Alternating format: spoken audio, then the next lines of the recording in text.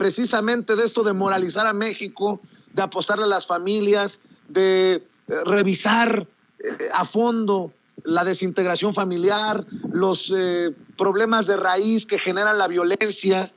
Saludo al sociólogo y amigo de esta familia sin censura, Julián Atilano, a quien le mando un abrazo desde acá, desde las afueras del Estadio Corregidora en Querétaro. Mi querido Julián, ¿cómo estás? Te mando un abrazo. Vicente, buenos días, ¿cómo estás? Muy bien, consternado por lo sucedido.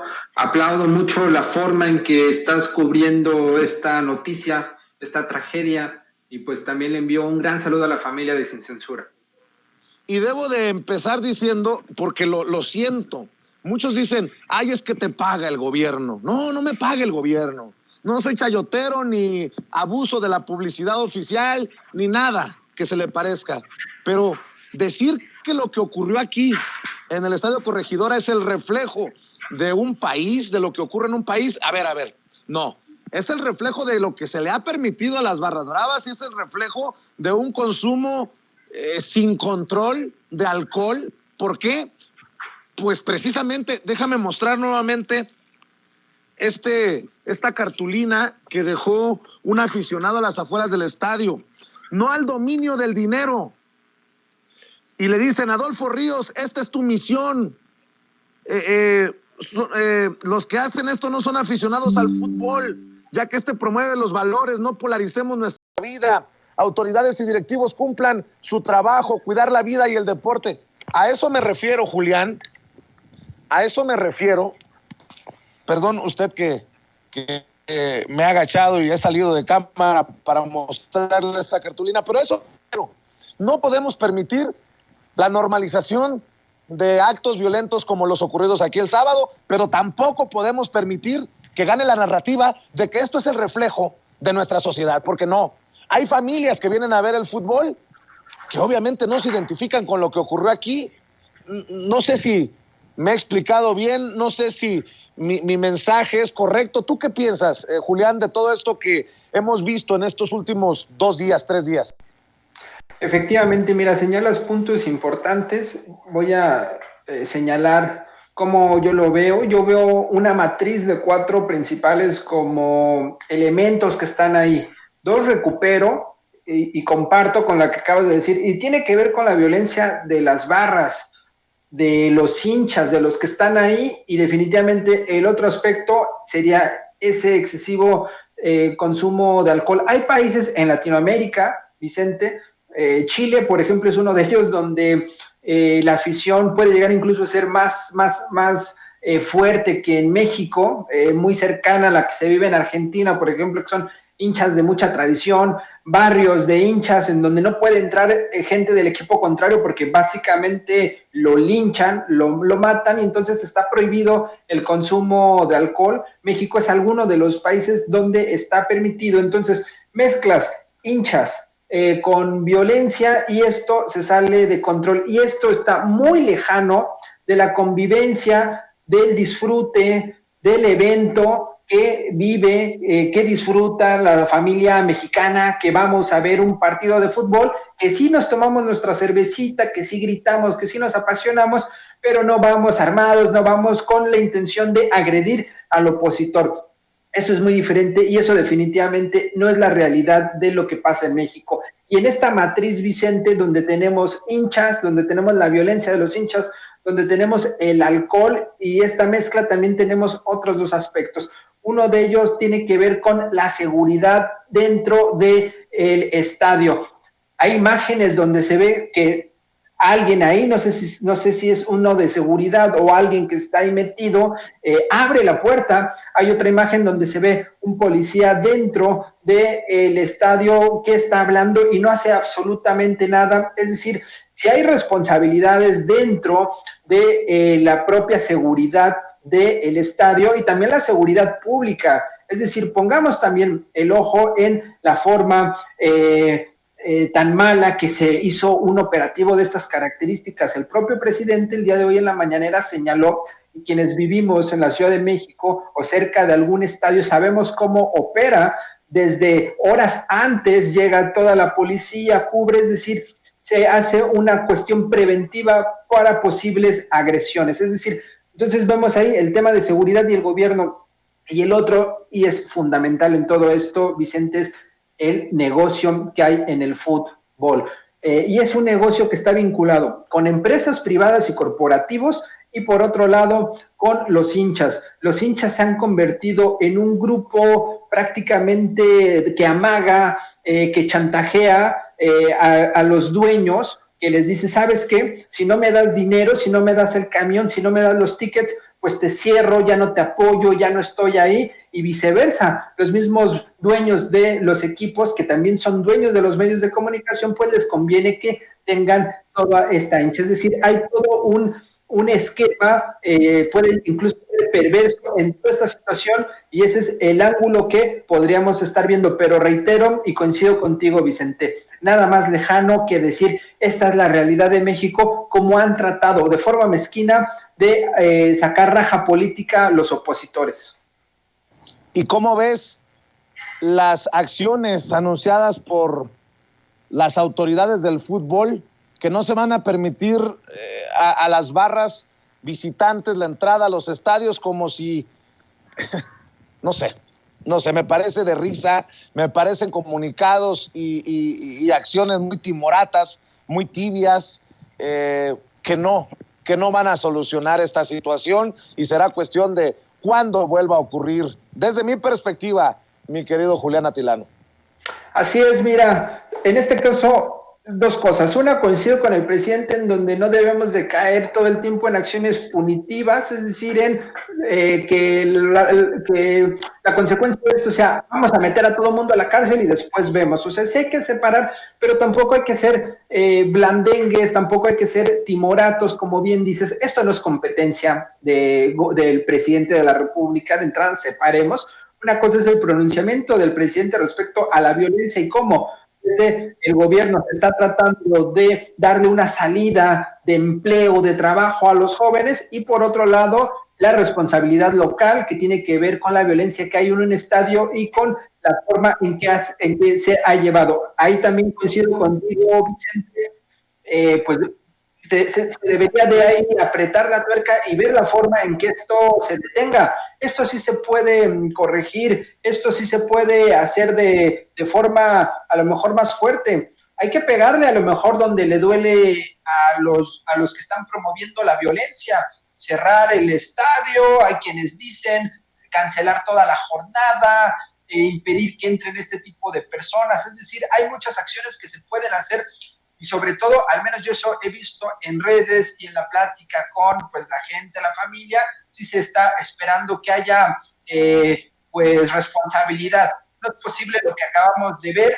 En los partidos hay mucha pasión, en algunos momentos el hincha contrario puede ser tu adversario, pero de eso a quererlo matar, me parece que ya ha rebasado elementos básicos de la propia humanidad. Hay otros temas que quisiera abordar contigo, Julián, porque son, por decirlo de alguna manera, controversiales, polémicos. ¿Cómo ves al presidente Andrés Manuel López Obrador nuevamente respaldando al fiscal general de la República? Pareciera que hay algo irregular con estas filtraciones, pareciera que el fiscal apuesta a meter la mano incluso en las decisiones de los ministros de la Suprema Corte de Justicia de la Nación. El presidente dice que eso lo resuelva el Poder Judicial, pero respalda, dice que sigue confiando en el fiscal general de la República, Alejandro Gertz Manero. ¿Cómo ves esta situación? Pues sí, mira, de entrada igual, distingamos, ¿no? Por un lado, pues es un delito lo de las filtraciones, es repetir el esquema del viejo régimen en donde estás espiando a tus adversarios, en donde estás filtrando este tipo de llamadas, pero al mismo tiempo no podemos obviar lo que apareció en estas filtraciones, y es pues el uso, lo diré así, el uso faccioso de la propia fiscalía, del fiscal, para resolver un problema familiar, es decir, para resolver un problema personal. A mí me encantaría ver al fiscal presionando de una forma fuerte, frontal, para que se resolvieran ciertos problemas que están sobre la mesa, no para los problemas ahí familiares que parece que pues no queda muy claro de qué se trata. Por otro lado, también veo que pues definitivamente la oposición quiere que el fiscal renuncie, más allá del cuestionable trabajo que ha hecho, que podemos nosotros aplaudirle unos casos, criticar otros, ¿no? De forma objetiva. Hay quienes no les importa absolutamente nada y quieren la cabeza del fiscal, porque tumbar al fiscal abonaría y nutre esta narrativa de ya ven, este gobierno no sirve para nada, son un fracaso, etcétera. La renuncia del fiscal sería una bandera de triunfo para la oposición. Entonces, es un terreno pantanoso porque definitivamente a la oposición no le interesa nada, no le interesa reconocer lo que se ha hecho bien, quieren que renuncie, quieren la cabeza del fiscal. Y por otro lado, del lado sensato de esta historia, pues el fiscal ha hecho buen trabajo en algunas cosas, pero también ha dejado mucho que decir en todo este aspecto y en particular esta situación me parece que pues se está viendo un uso faccioso. Habrá que ver cómo se desarrolla esta situación y sobre todo cuál es el balance del Poder Judicial de la Suprema Corte. Porque una cosa es que el fiscal diga, ahí tenemos 4 amigos, 3, y otra cosa es que la Suprema Corte en este caso resuelva en un sentido a lo mejor hasta distinto y entonces pues a lo mejor era puro rollo del fiscal, no sé, vamos a ver porque hablar a partir de una filtración pues yo creo que tiene sus bemoles, sus matices. Y después, mi querido Julián, para cerrar, si me permites, esta declaración del presidente Andrés Manuel López Obrador no deja ir el tema de Carlos Loret de Mola, de Raúl Olmos y de todos los involucrados en este escándalo, no escándalo, investigación, no investigación de la Casa Gris, la casa del hijo del presidente Andrés Manuel López Obrador en Houston. Así se refirió el presidente en la mañana en este caso y escuchamos la opinión de Julián Atilano después. Se va a entregar, aunque yo no puedo decir nada, el 21 el aeropuerto Felipe Ángeles, una gran obra,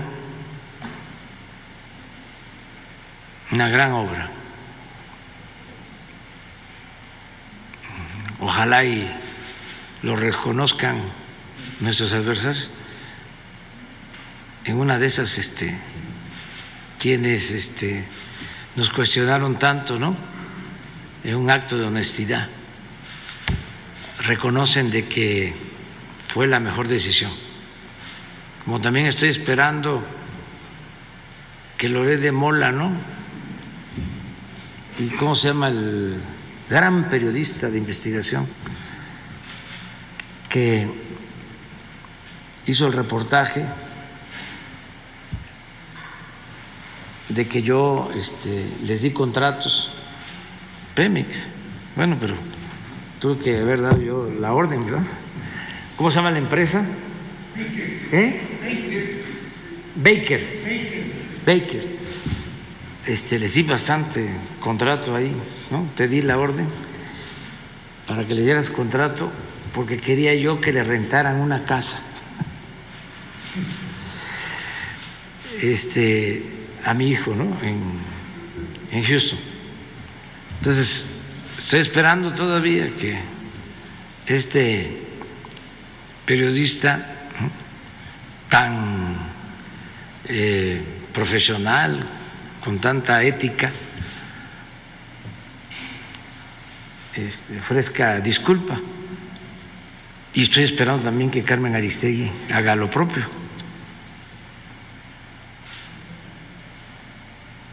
A ver si son capaces de rectificar y no caen en la autocomplacencia. Bueno, pues ahí lo tiene usted. Le saludo con mucho gusto a nuestro queridísimo amigo Julián Atilano. Te saluda con mucho gusto Antonio Ruiz. Julián, pues sí, en efecto, el presidente hace este planteamiento. Y yo lo que consideraba hace rato, Julián, es que más que exista un problema o muchos problemas sobre la personalidad del pseudoperiodista Carlos Loret de Mola, por ser, pues vamos, un personaje político más bien, un tipo que ha ejercido una corrupción espantosa a lo largo de su carrera, si se le puede llamar así, más que exista algún tipo de irregularidad en las investigaciones y servilismo, ¿no? También de Raúl Olmos, más que pues haya una serie también de pifias en la figura de Carmen Aristegui, tal vez lo que más los consume es esa soberbia de la que pues son, que están mostrando claramente, ¿no? Ese orgullo que tienen, esa soberbia y orgullo que tienen, y lo que pues bueno, más bien sería un planteamiento para el presidente López Obrador de que espere sentado a que ofrezcan disculpas por tiznar con la información sobre la casa de su hijo, en una situación que es clara, ¿no? Al hablar de esa máxima del AMPA del periodismo que siempre menciona el presidente, que la calumnia cuando no mancha tizna, ¿no? ¿Qué nos puedes decir sobre esto, Julián? Pues primero, Antonio, te mando un saludo. Mira, cuando el presidente dijo, el gran periodista, le faltó rematar con la frase de Vicente, esta que dice, nótese mi sarcasmo. Exacto. Muy claro del presidente, y sí, coincido, Antonio, hay una gran soberbia. Obviamente no van a ofrecer disculpas Loret, misma Carmen, Raúl Olmos, por ejemplo, cuando se filtra este audio como profesor, en donde dice, yo no soy Loret, en donde dice, yo no calificaría mi texto en el marco del conflicto de interés, pues en este servilismo que bien señalas, sale a las horas o al otro día, me parece, a sacar un hilo de Twitter y decir que sí hay conflicto de interés. A ver, ¿cómo en privado con tus estudiantes dices que no hay conflicto? ¿Y cómo es posible que al siguiente día públicamente dices sí hay conflicto? Y prácticamente le faltó rematar, todos somos Loret. ¿Cuánto dinero habrá recibido Raúl Olmos por esta investigación, Antonio? Me parece que es importante saber, y además dejar a un lado esta idea de que si tienes una trayectoria dentro del periodismo relativamente decente, así va a ser siempre toda tu vida. Hay muchos casos que nos muestran que no necesariamente, que hay corrupción, que se pueden corromper. Y es muy claro el servilismo de Raúl Olmos. Y me enfoco en él porque, pues, aparentaba ser alguien serio. Loret de Mola, ¿qué se puede decir? Es un mercenario, ya lo he dicho aquí, no se le puede dar el estatus de periodista. Y Carmen Aristegui, pues, en la soberbia total, yo creo que es alguien que ha de pensar. El presidente termina en 2024 y yo, como la gran periodista que soy, voy a mantenerme. Yo trasciendo sexenios. Yo no voy a estar del lado del gobierno, etcétera, pero estás actuando en contra, estás actuando de forma política, estás actuando como una opositora, como alguien además soberbia que no es capaz de decir, me equivoqué, en esta me equivoqué. Y lo que está pasando es que sí, puede ser que siga después de 2024 con su programa, pero las audiencias, esas audiencias reales que han estado por mucho tiempo con Carmen, estuvimos con Carmen, pues ya no lo estamos, porque estamos viendo que está trabajando no de forma con la ética periodística, sino política. Ya lo han dicho periodistas, en sus mesas de análisis, Antonio, algo donde sale Fabricio y Lorenzo Meyer, todas son contrarias a la 4T. ¿Dónde está el equilibrio con Carmen Aristegui? Me parece que pues la hemos perdido. Así es, y yo insisto, querido Julián, me parece que sí se llega a la pifia con Carmen Aristegui, pero en el caso de Aristegui, en lo grotesco que resulta Loret de Mola, en lo servil que resulta Raúl Olmos, en lo general, es la soberbia la que les consume, a ellos como a muchos otros politiqueros, como a muchos otros personajes de las esferas del poder. Es esa soberbia que los consume y que los exhibe, que los deja muy mal parados. Fíjate, no creo que hubiera algún tipo de problemática si de pronto se plantea un reportaje, aunque sea de tan alto nivel, por decirlo así, por la difusión mediática que se le dio, si de pronto se plantea un reportaje y se acepta que hubo equivocaciones, que hubo irregularidades, creo que eso sería muchísimo mejor que quedar como el padre de los montajes, o la señora que simple y sencillamente quiso ser distinta y que cayó en una serie de pifias, o como el tipo que es un servil en el periodismo, ¿no? Así es. Mira, lo que tuvo que haber hecho ella desde el principio es, sale una nota de Latinos donde está Loret de Mola y entonces como una periodista equilibrada dices, está este reportaje, no tiene mucha sustancia periodística, sin embargo está en la figura del hijo, eso podría ser de interés público, pero no olvidemos que detrás de Loret de Mola está Claudio X González, está Silvano Aureoles, está Cabeza de Vaca, y entonces muestras todo el entramado de intereses que hay detrás de Loret de Mola para que las personas tomen su opinión y ahí le dejas. Pero no, lo que hizo ella es, lo toma, lo empieza a inflar, empieza a echar levadura como si fuera a hacer un pastel para 1000 personas, y entonces empieza toda una construcción mediática sobre algo inexistente. El presidente hoy otra vez, de forma sarcástica, lo señala.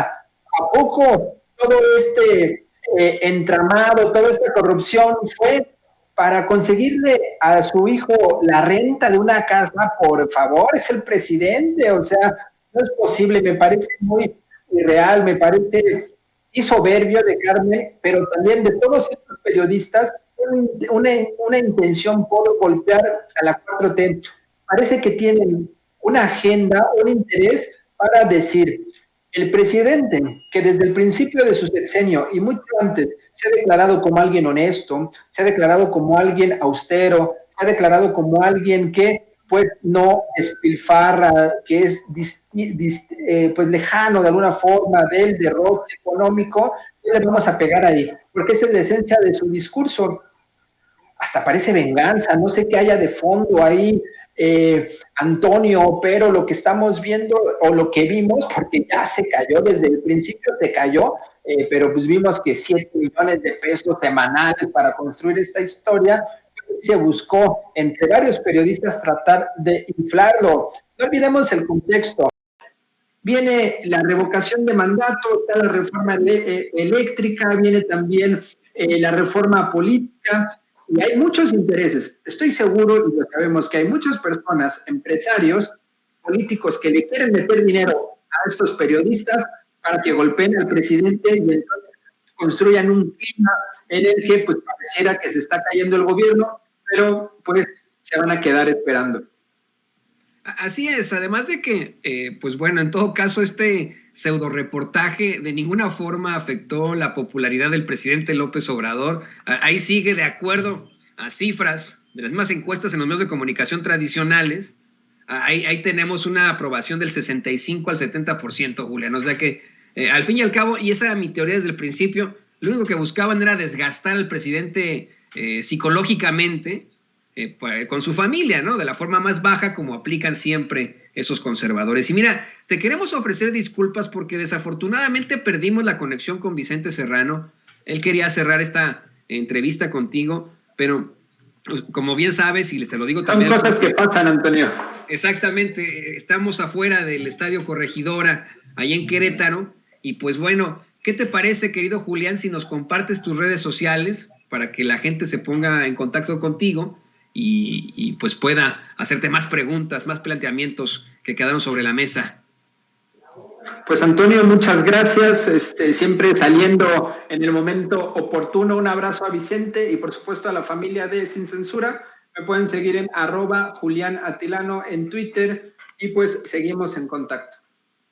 Muchísimas gracias a ti, Julián. Usted lo sabe, Julián Atilano, maestro aquí en Sin Censura, gran sociólogo, analista político, con sus comentarios siempre muy atinados. Y bueno, pues ahí lo tiene usted. Gracias a Julián Atilano.